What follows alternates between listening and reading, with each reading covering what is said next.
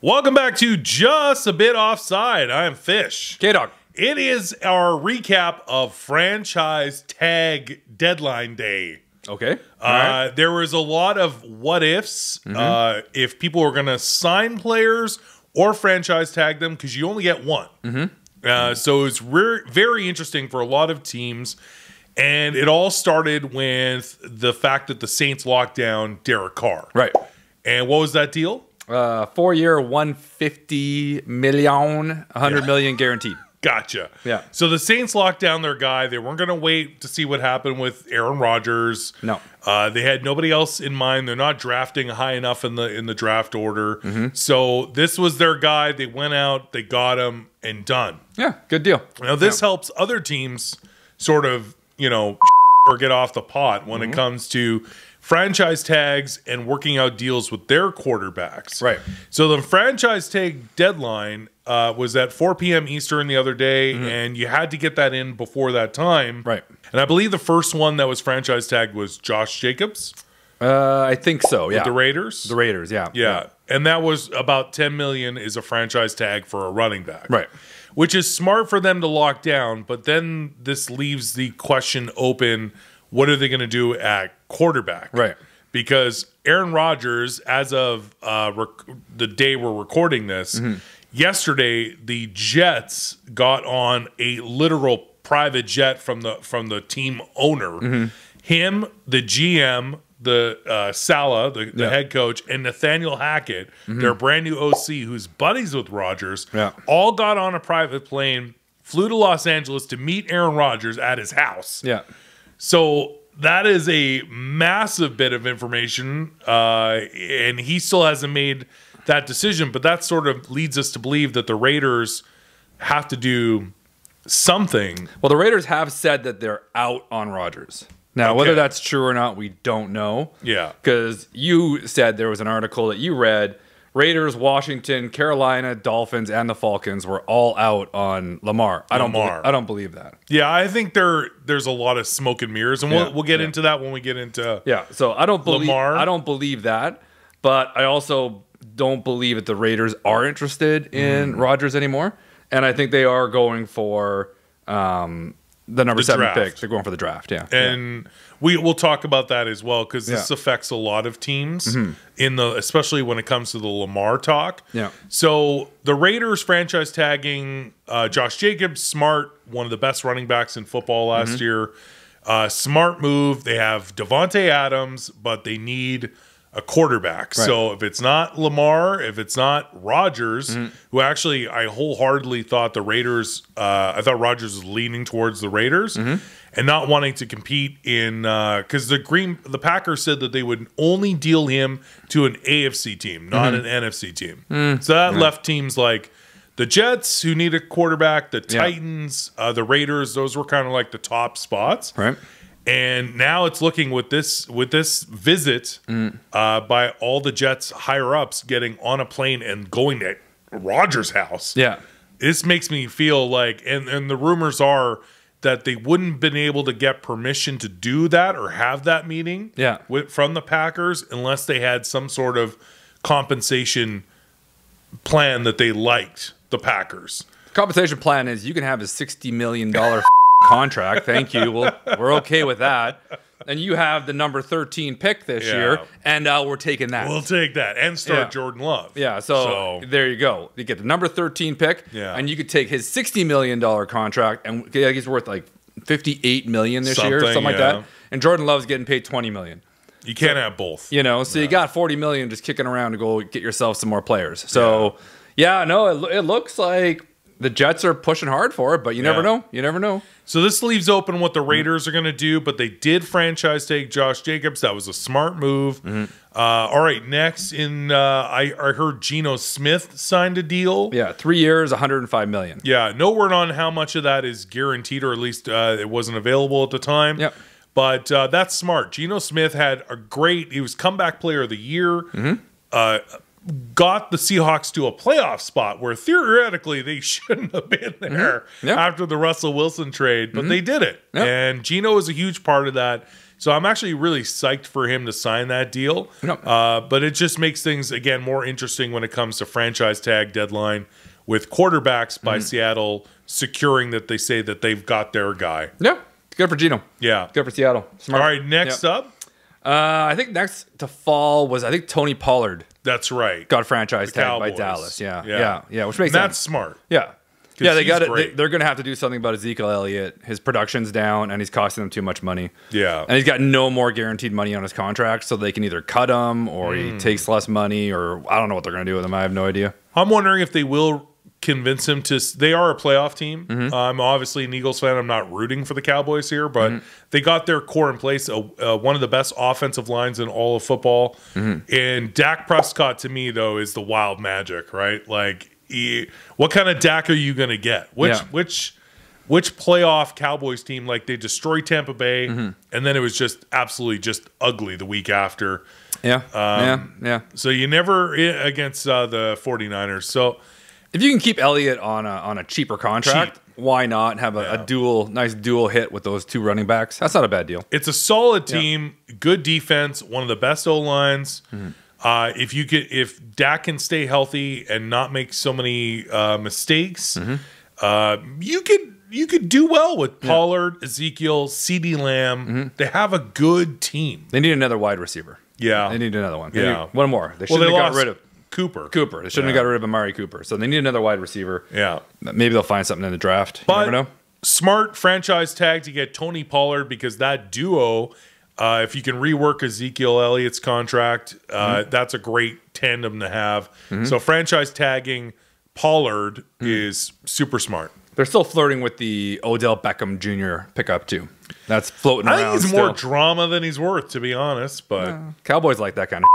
Yeah, they do like they do like the drama. Yeah, Jerry Jones likes the drama. He likes that kind of stuff. You know? Yeah. All right, next up. I say we leave Lamar till last. We'll talk about him last. Obviously, there's a lot going on with Lamar.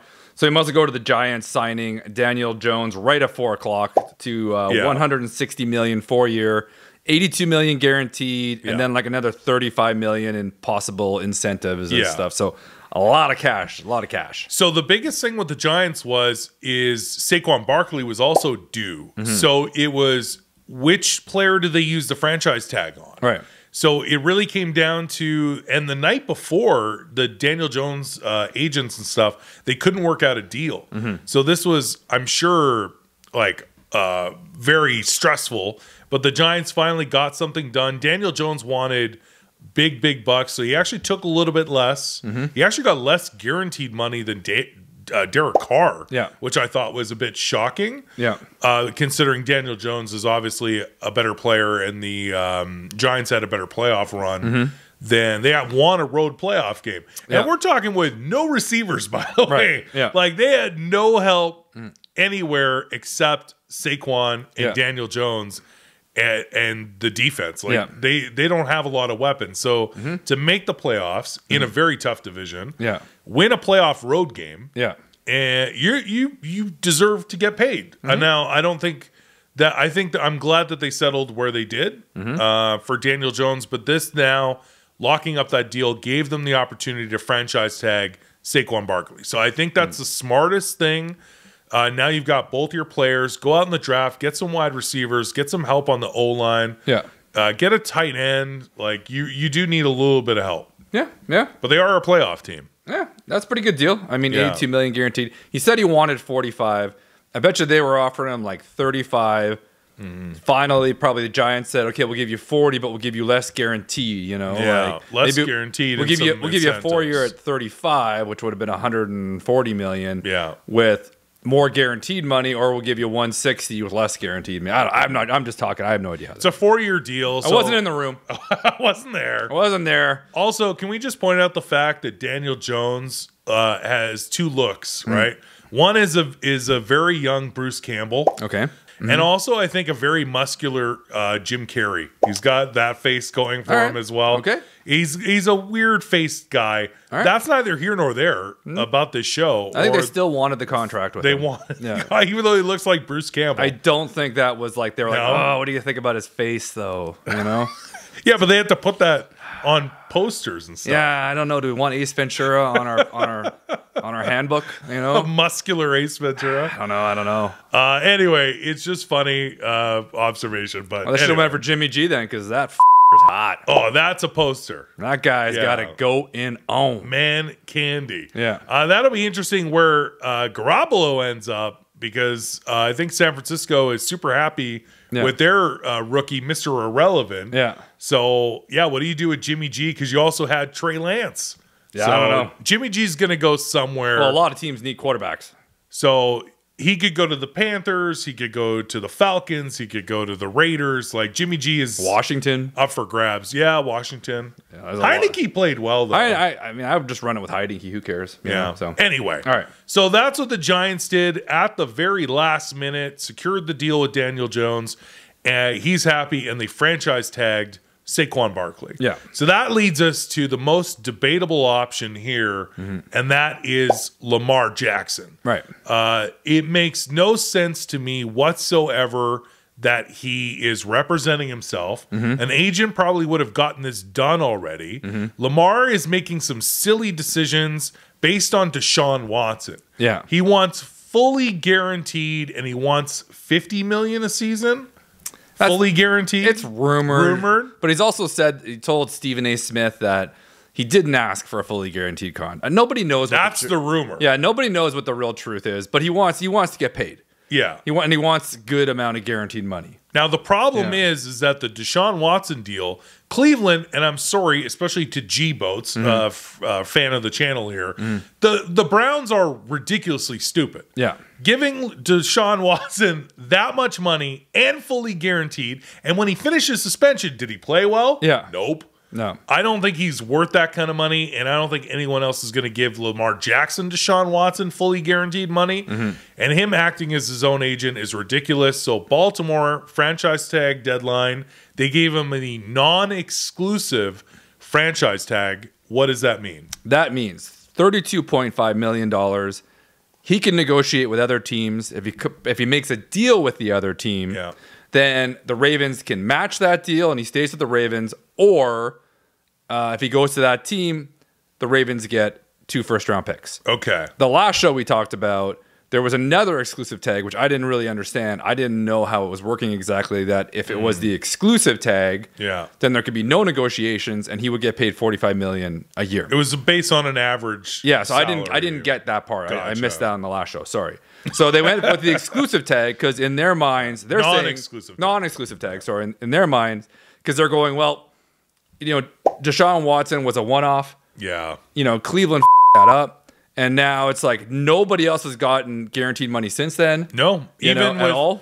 Derek Carr and Daniel Jones contracts, those are not fully guaranteed. It was $100 million guaranteed to Derek Carr and $82 million guaranteed to Daniel Jones. Yeah. So, and those came after Deshaun Watson. Well, so did the Aaron Rodgers deal. And so did the Russell Wilson deal. Yeah. Like all those deals came after Deshaun Watson, and there was no 100% guaranteed money. Yeah. So that's where they're at. Basically, Baltimore is saying, go out and see if you can find a team to give you all the guarantees that you want, all the money you want. Because again, if you want to go for Lamar, great, go for Lamar. Here's the problem: if you're gonna have to pay him $50 million, and you have to give up 2 first-round picks, So if you're Atlanta, who now says they're out of the running, let's say run down number who 8 again who said that they were like, as soon as this news came out, some teams said they're not pursuing Lamar.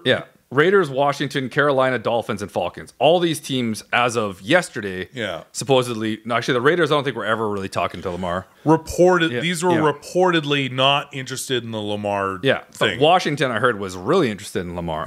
And then I heard the Falcons were supposedly the most interested, and they had the number 8 pick. You know? So do you now want to give up 2 first-round picks and pay the guy? No. So I think this was smart on Baltimore's play, basically calling bluff that no other team is going to give you that. And now with the non-exclusive, they're going to have to give us 2 first-round picks.